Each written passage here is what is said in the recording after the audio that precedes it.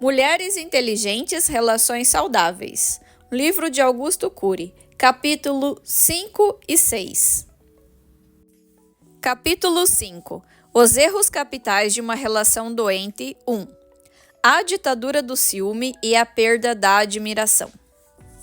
A ditadura do ciúme. MS é uma mulher de 30 anos, afetiva, perspicaz, sociável, culta, com um bom nível de autocrítica. Tinha uma mente analítica e observadora. Namorava havia 7 anos. Sonhava em se casar, mas seu sonho foi atropelado por uma traição, seguida de abandono. O impacto foi enorme, inaceitável para ela. Arquivou uma janela killer power, poderosa, que furtava sua tranquilidade, no centro da sua memória, na MUC. Como o seu eu não atuou como autor de sua história, não confrontou nem reciclou essa janela solitária doentia. Ela leu-a continuamente e o fenômeno RAM registrou-a outra vez, formando uma plataforma killer que começou a contaminar toda a matriz central de sua personalidade. Pouco a pouco, deixou de ser uma mente analítica e se fechou em torno de si mesma. Desenvolveu uma mente casulo e, sem que percebesse, começou a ter, pelo menos momentaneamente, flashes de uma mente coitadista. Colocou-se como vítima de um crápula e não como protagonista de seu script. Seu eu tentou agir, mas usou técnicas ineficientes, aliás, que sempre foram usadas por mulheres e homens ao longo da história. Tentar esquecer, distrair-se, rejeitar, negar ou, o que é pior, odiar seu ex-parceiro. Não sabia que o ódio destrói não o outro, mas seu hospedeiro. O fenômeno RAM se deleitava com as técnicas erradas.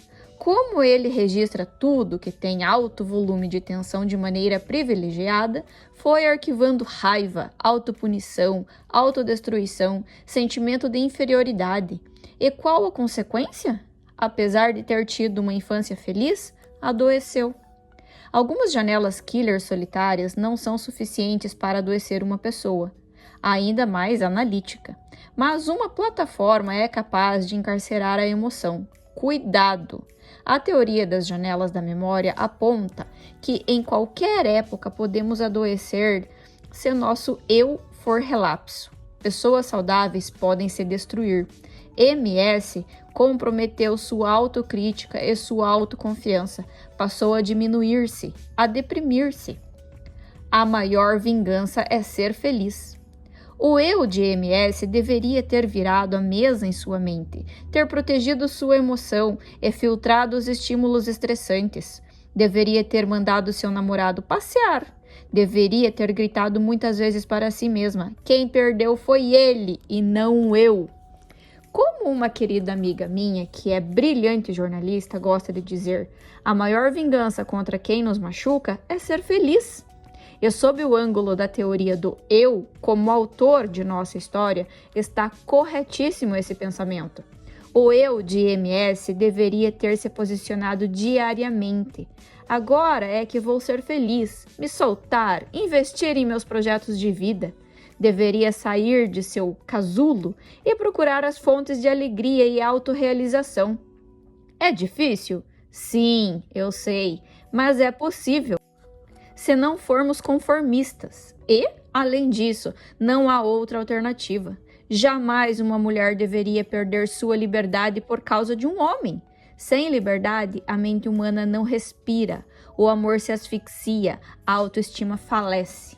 Quanto mais ela usava as técnicas ineficientes, mais seu ex era arquivado dentro dela como um monstro.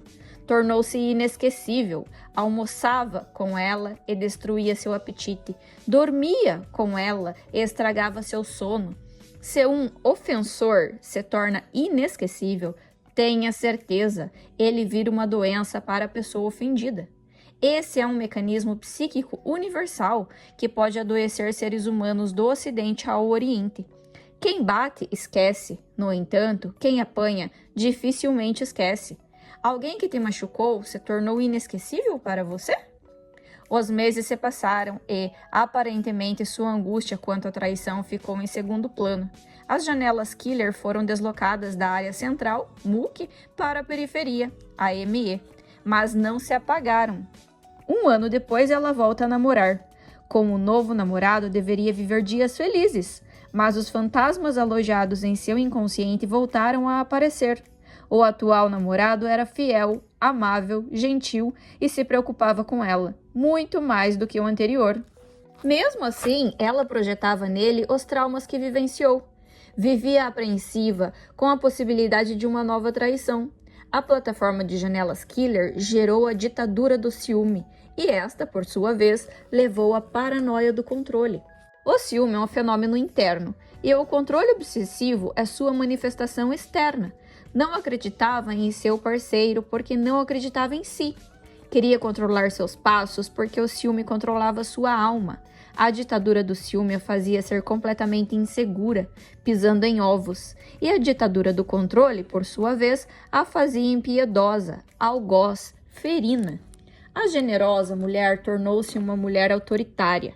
Esse erro capital, próprio das relações doentes, a transformou em policial. Fazia inquéritos, queria saber aonde seu namorado ia, com quem andava, o que fazia e o que falava.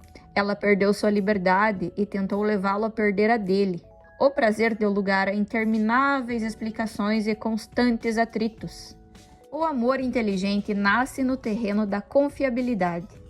Muitas mulheres vivem debaixo da ditadura do ciúme, mesmo quando não foram traídas, rejeitadas, excluídas por seus homens.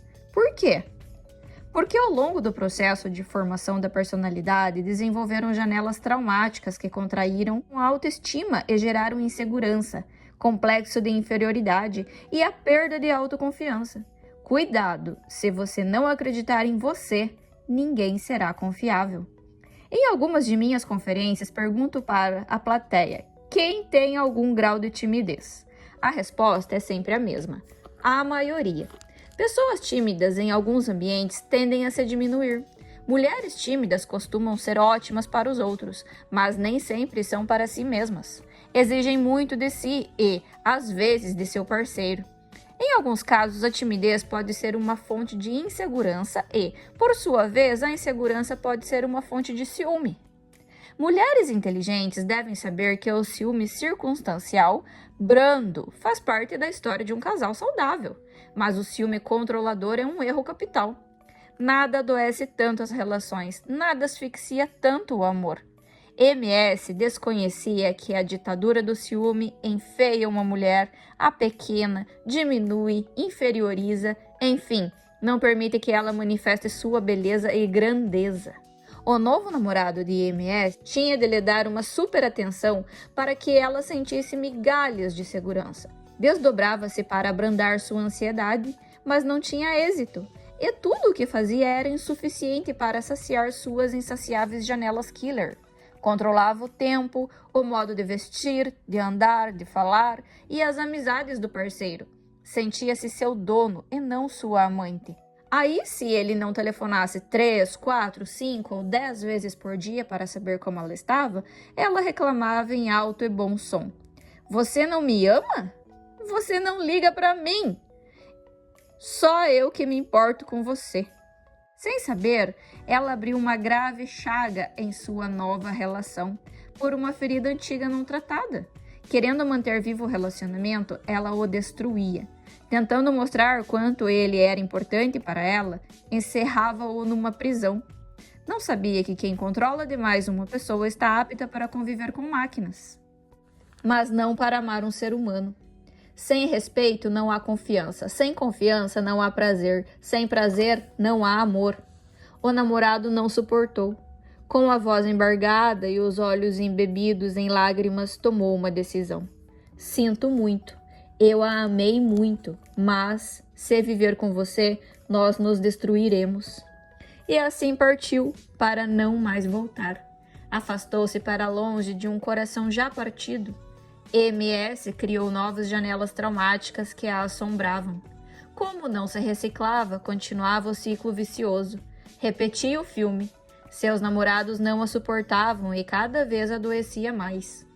até que aprendeu a deixar de ser vítima para ser protagonista da própria história. Aprendeu a reeditar o filme do inconsciente, equipar seu eu para não controlar os outros, mas para ter autocontrole. Teve de assumir que o problema não era o outro, mas ela. Mês após mês, entrou numa complexa jornada de reconstruir sua história. MS, a duras penas, começou a reciclar seus traumas e se libertar de seu casulo e coitadismo. Tornou-se mais contemplativa e resgatou sua mente analítica. Mulheres inteligentes. Grandes romances terminaram em grandes fracassos pela ditadura do ciúme. A relação passa da calmaria para a ansiedade, da ansiedade para o desrespeito e do desrespeito para a agressividade. A musicalidade das palavras afetivas passa para a tonalidade áspera dos atritos. Mulheres inteligentes sabem que o amor não é um produto acabado. A frase ou se ama ou não se ama é psiquiátrica e psicologicamente superficial.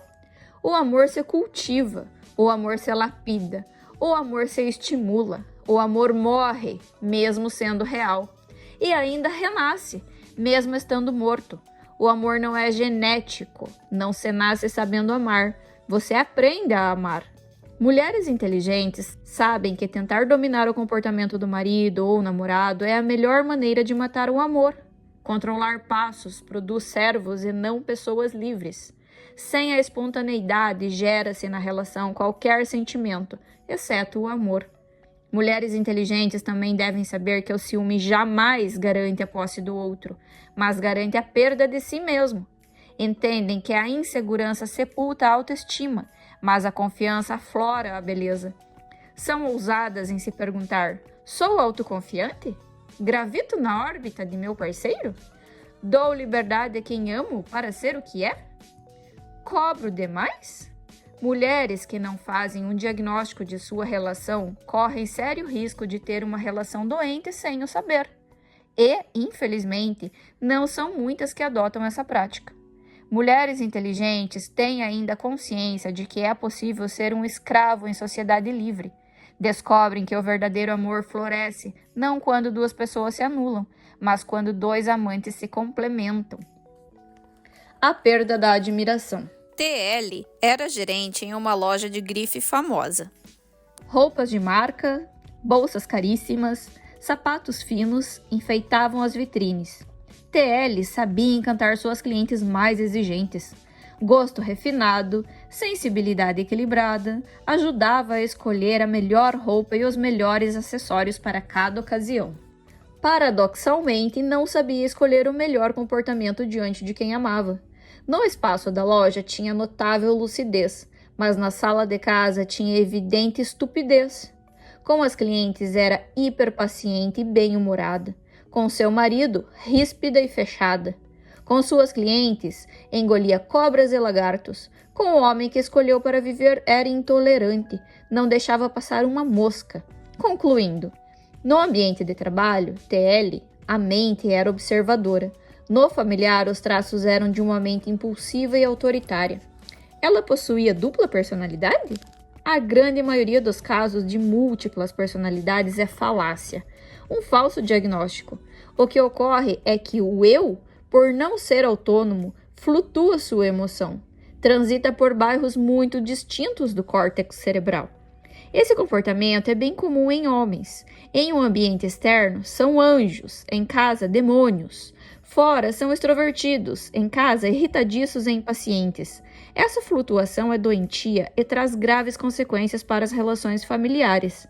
Todo homem e toda mulher deveria saber que os de dentro são os personagens mais importantes de sua história. Deveriam ser tratados como príncipes e não como plebe. TL ganhava mais do que seu parceiro. Esse fato não seria um problema se ela o admirasse. Sem admiração, ciscos ferem os olhos. Diminutas frustrações tornam-se grandes decepções. A admiração da mulher diminuiu. As diferenças salariais pesaram. O casal vivia em crise, mas em uma relação doente, frequentemente não há um santo em um carrasco. A vítima alimenta o predador. Cuidado! Reclamamos de pessoas agressivas sem saber que muitas vezes as alimentamos. Há pais que alimentam a agressividade dos filhos por repetirem inúmeras vezes as mesmas correções. O marido de TL jamais admitia que alimentava a ansiedade da parceira. Ele era conformista, vivia em seu casulo, não se reciclava profissionalmente, não lutava por seus sonhos, não a surpreendia. Diferenças de personalidade não são motivos para confrontos, podem até dar sabor à relação. A não ser, como disse, que se perca a rainha da afetividade, a admiração. Você só terá problemas com as diferenças de seu homem se não for capaz de aceitá-las ou, no mínimo, respeitá-las. É possível viver bem com pessoas muito diferentes de nós? Sim! É só não querer que o outro seja a sua imagem e semelhança. Ela tinha janelas light, que financiavam seus sonhos, e tinha janelas killer, que alicerçavam seu conformismo. Ela tinha ambições, preocupava-se com o futuro, queria conforto, segurança financeira, fazer turismo em outros países.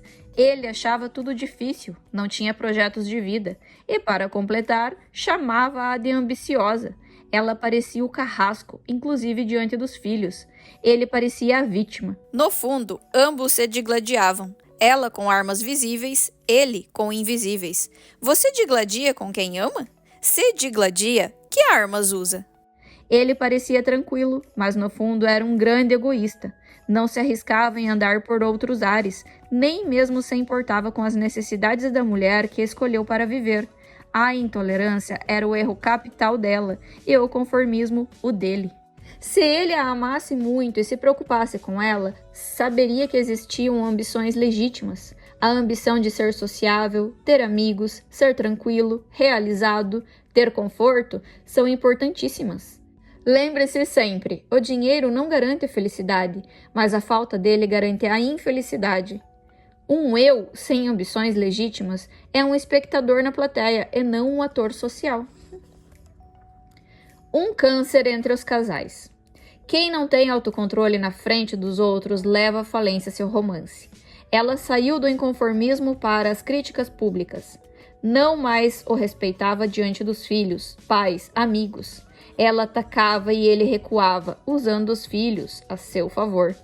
Ambos exerciam a lei do menor esforço, eram algozes um do outro. Ela o agredia muito, chamava-o de fraco. Não sabia que um dos testes de uma mulher inteligente não é apoiar quem acertou ou aplaudir quem brilhou, mas dar o ombro para quem falhou. Você apoia quem falha? Ou denuncia os erros dele? Dentre todas as chagas de uma relação, nada é tão grave do que perder a admiração pelo outro. E nada é mais perturbador do que ofendê-lo diante dos outros. Um casal inteligente e saudável deveria sempre corrigir um ao outro em particular e se elogiar em público, e nunca o contrário. Do mesmo modo, com os filhos e alunos, corrija sempre em particular e elogie diante dos outros.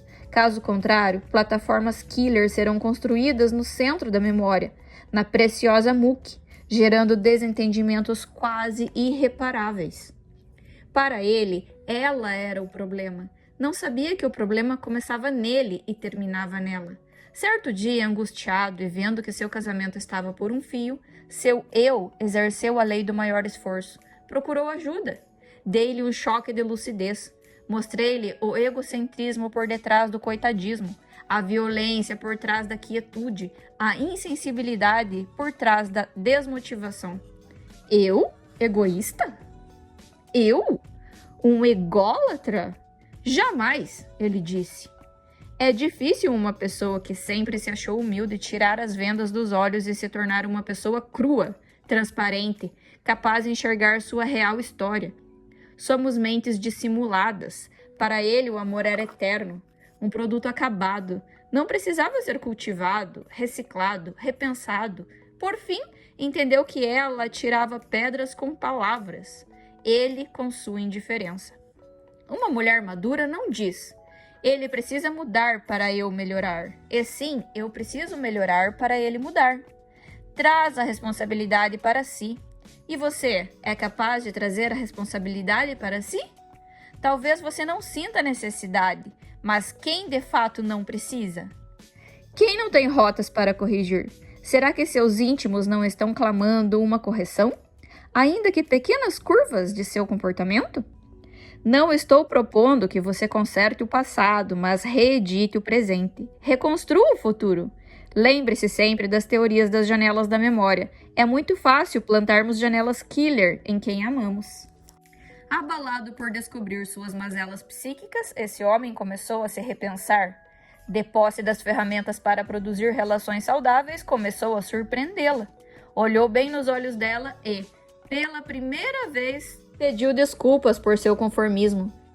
Reconheceu quanto a feria com sua indiferença e estimulava suas crises.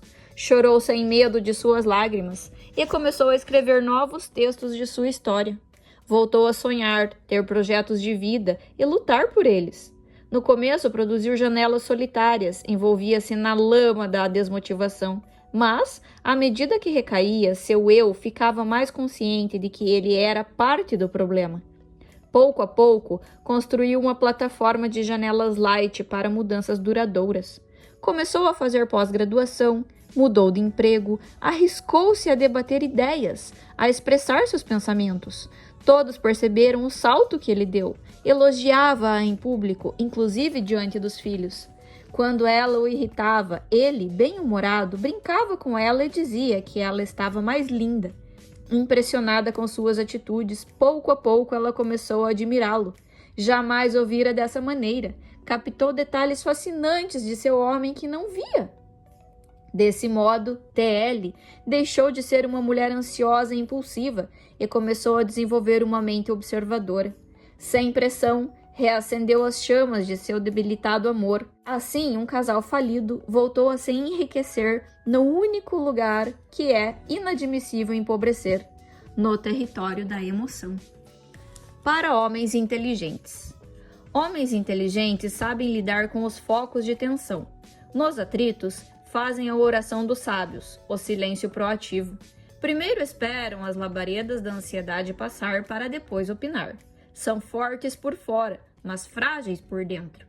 Homens inteligentes entendem que as diferenças com uma mulher, se bem trabalhadas, ao invés de destruir a relação, podem temperá-la, mas, se mal trabalhadas, podem produzir um sabor insuportável. Capítulo 6. Os erros capitais de uma relação doente 2. A ditadura do excesso de trabalho e da insensibilidade. Máquina de trabalhar. A masmorra da insensibilidade. CK era uma empresária bem-sucedida. Mulher analítica, forte, segura, determinada. Sempre soube o que queria. Não precisava do apoio dos outros para fazer o que achava correto. Empreendedora, se as oportunidades não lhe batessem à porta, não havia problema, ela as criava. Sonhadora, se precisava inovar sua empresa e injetar ânimo nos funcionários, ela mesma dava-lhes um choque intelectual. Corajosa, quando precisava expandir sua empresa, olhava as perspectivas e, se seu caixa não fosse suficiente, ia ao banco. Era uma mulher leoa, com incrível garra, generosa. Todos gostariam de estar do lado dela. Cresceu muito, expandiu sua cadeia de lojas, tinha centenas de funcionários e um lucro significativo. Era uma mulher admirável no mundo dos negócios, mas deixou de ser no mundo emocional. Cometeu um erro capital, esqueceu-se de si mesma. E, além disso, como desconhecia a teoria do eu como gestor psíquico, caiu numa grave armadilha, a armadilha do sucesso. Por favor, gravem esta tese. O sucesso é mais difícil de ser trabalhado que o fracasso. O risco do sucesso é se tornar uma máquina de trabalhar, uma máquina de atividades. Raramente uma mente brilhante, uma pessoa bem-sucedida como profissional liberal, no mundo das empresas, universidades e da política, não se enreda nas tramas dessa armadilha. Nossa empresária teve sucesso profissional e insucesso emocional. Desenvolveu uma mente intensamente ansiosa, agitada, hiperpensante. E você? Tem sucesso emocional? Vive com prazer e tranquilidade ou é também uma máquina de atividades? Algumas pessoas querem ser as mais ricas e bem-sucedidas do cemitério. Morrem antes de fechar os olhos, não desfrutam a vida. Ela tinha dificuldades de delegar comandos. Quem não delega poder, não delega a si mesmo o prazer. Adoece. Sua mente não se aquietava, nem quando estava em casa ou dormia. Parecia um africano diante de um predador, um leão. Só que o predador estava em sua mente, sugando sua energia. Estava continuamente cansada, estressada, impaciente. Tinha dores de cabeça, queda de cabelo. De vez em quando seu coração disparava como um cavalo selvagem. A mulher sorridente deu espaço para a mulher angustiada. A mulher ponderada deu espaço para a irritadiça. Diminuiu o limiar de suportar frustrações. Nos primeiros anos da empresa, era calma. Com o sucesso empresarial, diminuiu seu limiar de tolerância. CK não era uma mulher autônoma, não sabia falar de si mesma, mas era analítica, pensava antes de reagir. Porém, limitou sua capacidade de análise, em especial para avaliar quem era, aonde queria chegar e como estava sua qualidade de vida. Esqueceu que é a mais importante empresa, a única que não pode falir era sua vida, pois, se falisse, todo o resto desmoronaria. E, como insucesso emocional, seu casamento estava desmoronando.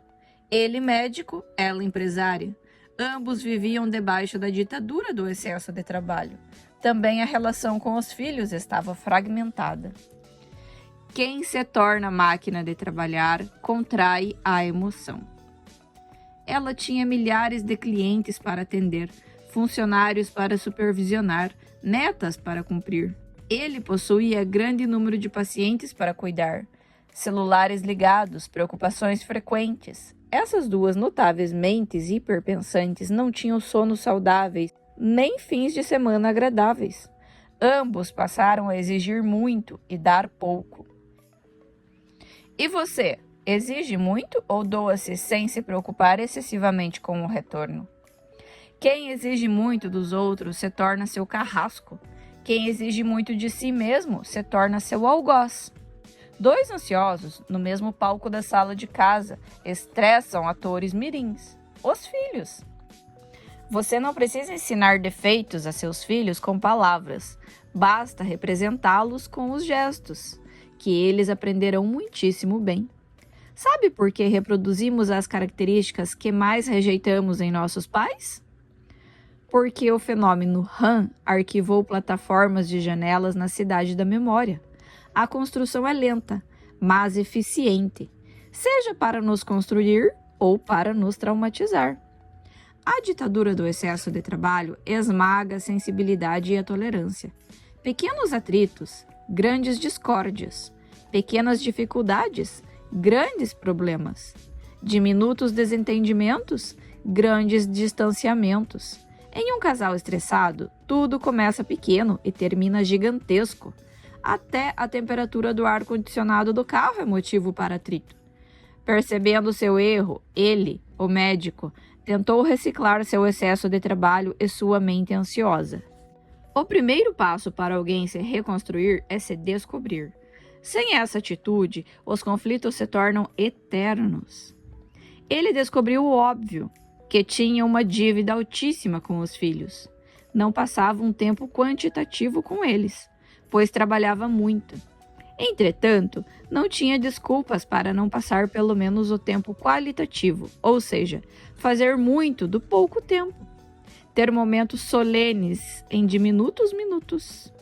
Começou a brincar, rolar no tapete, penetrar no mundo deles. Entrou em seus sonhos e pesadelos. E tentou envolvê-la, mas a resposta dela foi tímida. Parecia travada. Aliás, desde o início da relação, ela sempre teve dificuldade de falar de seu passado, de relatar sua infância. Tinha medo de se entregar. Até nas relações sexuais, ela não expressava espontaneidade, prelúdio, leveza, falas secretas, sussurros de amor. Ele admirava-a, mas sentia que estava perdendo sua esposa. O amor estava infectado pelo cárcere da emoção e do ativismo. Em casa, O prazer dela era falar da empresa e não dela. O mundo desabou. CK tornou-se intolerante com os filhos de 9 e 10 anos. Tornou-se rápida em julgar, mas lenta para abraçar. Rápida em criticar, mas lenta em elogiar. Distribuía broncas como distribuía produtos de sua empresa. Cobrava comportamentos, como cobrava metas de seus funcionários. Esquecia que eles eram crianças e, como tal, precisavam se aventurar, imaginar, criar. E nesse processo, alguns erros, atritos, tropeços, rupturas de regras são inevitáveis. Ensiná-los a pensar era seu desafio como mãe, mas a mãe parecia que não havia tido infância. Mal sucedida no amor e fracassada como educadora, começou a sentir, afinal, que seu mundo estava desabando. Mas resistia a ser autônoma, transparente, honesta consigo mesma. Depois de mais uma pesada bronca, seu filho mais novo, com lágrimas nos olhos, deu-lhe um choque emocional. Mamãe queria ser como seus clientes. Inquieta, ela perguntou: "Mas por que, meu filho?" "Para que você me desse um pouco da atenção que dá a eles." Perturbada, ficou sem voz, saiu para o quarto e foi chorar. "Não é possível o que estou fazendo com meus filhos?" Indagou-se. Lembrou-se de sua infância e percebeu que seus pais também não lhe davam atenção. O fenômeno RAM produziu algumas poderosas janelas light no centro da MOOC, mas ainda eram janelas solitárias. Não havia garantias de mudanças estáveis. Foi trabalhar e pegou um livro que estava sobre a mesa e leu uma frase impactante. "Se você fizer seus filhos sonharem, terá um tesouro que reis e milionários não tiveram." Não conseguiu trabalhar naquele dia. Fatigava-se para dar um brilhante futuro financeiro para os filhos, mas, sem o saber, estava dando um péssimo futuro emocional para eles. Sua mente virou um trevo de reflexões. Tinha tudo o que o dinheiro comprava, mas não o inegociável. Seus filhos já não eram mais crianças, estavam entrando na pré-adolescência. Cresceram, mas não os vira crescer. Nada é tão amargo do que ser atropelado pelo tempo. Por favor, olhe ao redor de quem você ama e veja se você não está deixando as coisas mais importantes de sua vida passar. Muitas pessoas só conseguem desacelerar suas atividades quando estão no leito de um hospital.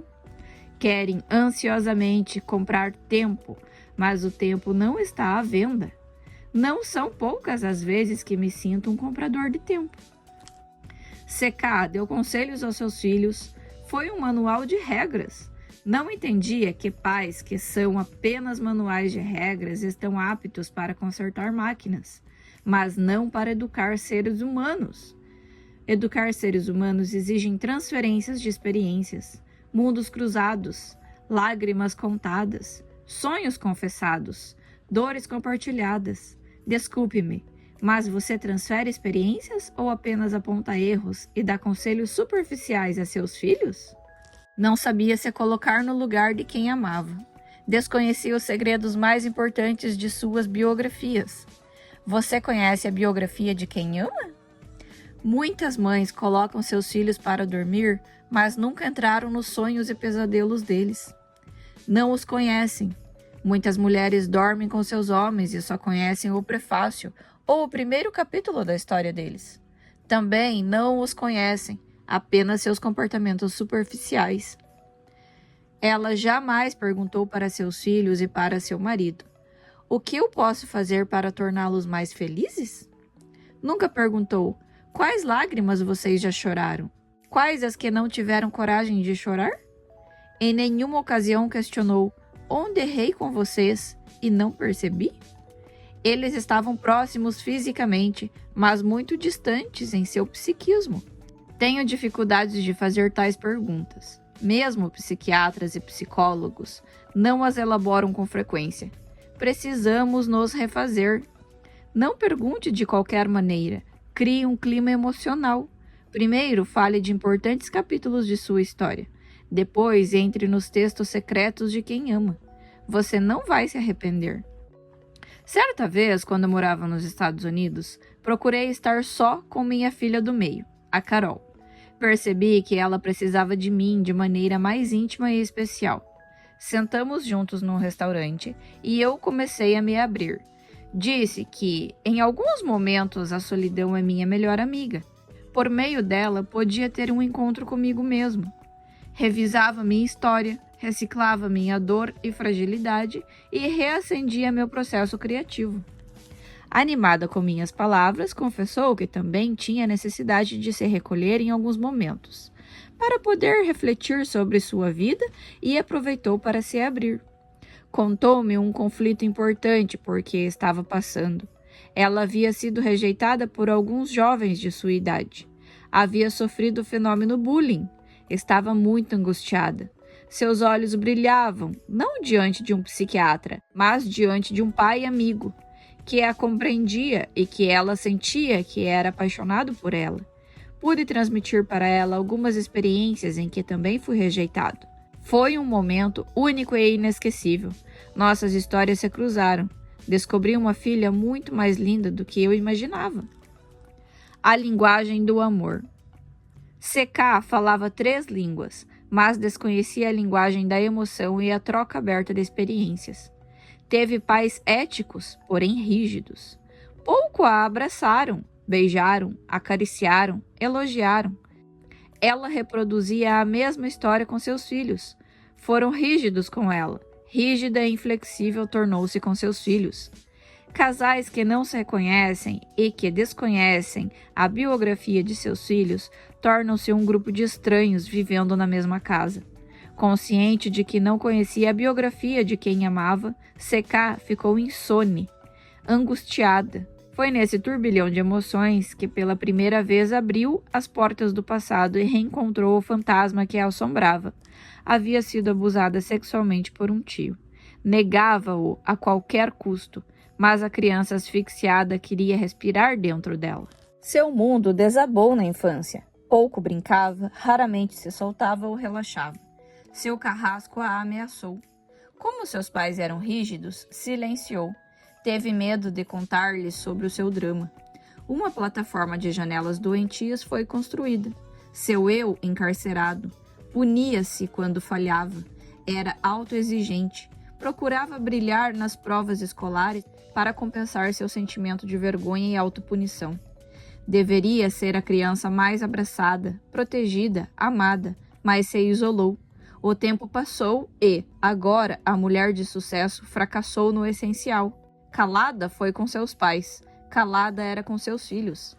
Pais, por favor, jamais deixem de falar dos riscos do abuso sexual para seus filhos desde os primeiros anos de vida. Ensine-os a não dar liberdade para adultos e adolescentes invadirem sua intimidade. Abram sempre um grande canal de comunicação para que eles tenham liberdade para se abrir. O abuso sexual produz janelas power dramáticas que se reproduzem continuamente, desertificando áreas nobres de crianças e adolescentes maravilhosos. CK, uma mulher impenetrável, tinha sede e fome de relaxar e falar dela mesma, mas não sabia. Todavia, arriscou-se tanto a se conhecer como a deixar-se conhecer. Uma vida sem riscos é uma história sem vírgulas. Rasgando o coração psíquico. O eu de CK deixou de ser vítima de seu sucesso e do excesso de atividades e passou a dar os primeiros passos para gerir sua emoção e reorganizar sua história. Foi um belíssimo encontro consigo mesma, mas não sem dor. Precisava aprender a reconhecer suas mazelas e dar uma nova chance para si mesma. Era tempo de parar de se punir. Você dá novas oportunidades para si mesma? Ela iniciou o processo de reconstrução dos bairros da sua memória, em especial da MOOC, a memória de uso contínuo, o centro de sua história. Lembre-se, se usarmos a metáfora de uma cidade de acordo com a teoria das janelas do eu como autor da história, não é necessário ter toda a cidade da memória perfeita para ter uma vida razoavelmente saudável, prazerosa, feliz. Se construirmos bons bairros no centro da memória, na MOOC, é possível alcançar essas metas. Se não fosse assim, quem foi mutilado, privado ou sofreu perdas irreparáveis na infância e adolescência teria poucas possibilidades de ter saúde psíquica. Algumas pessoas que atravessaram o caos psíquico, mesmo sem tratamento psiquiátrico, psicológico, sobreviveram com dignidade, porque, de algum modo, construíram esses bairros. A mente humana tem potenciais incríveis. C.K. criticava e reciclava a postura, a maneira de ver a vida e de interpretar fatos. Janelas light foram construídas e pouco a pouco lhe davam sustentabilidade para ser livre, solta, afetiva e perder o medo de se entregar. Mas ainda eram grupos de janelas solitárias, por isso frequentemente reproduzia sua ansiedade e rigidez. Angustiada e insegura, procurou seu marido e contou-lhe sobre o abuso sexual. A mulher ansiosa e fechada em seu casulo começou a ser autônoma, transparente, perder o medo de si mesma. Médico, bom ouvinte, compreensivo, ao saber de sua história, foi um gentleman. Nada cobrou, nada inquiriu, nem especulou, apenas a abraçou longamente. Viajou no tempo e colocou-se no lugar da mulher que amava, da criança maltratada, ferida, silenciada. Chorou com ela. Lágrimas de um amigo valem mais do que 1000 palavras. Ela jamais pensou que alguém fosse generoso com algo que lhe dava asco, repulsa, sentimento de inferioridade. Horas depois, seu homem apareceu. Cancelou suas atividades e lhe trouxe um presente fora de data. Um buquê com belíssimas flores. Para mim?